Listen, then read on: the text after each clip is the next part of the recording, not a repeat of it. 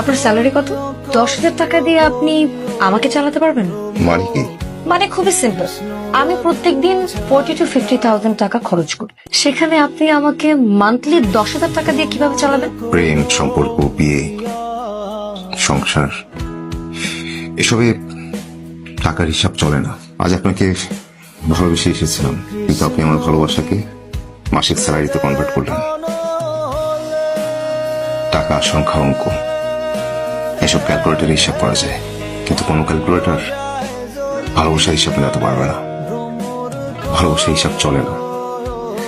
তারপরে যদি আপনি হিসাব মেলানোর চেষ্টা করেন, লোক দেখানো সুখ পেতে পারে, মানসিক শান্তি কখনোই পাবেন না।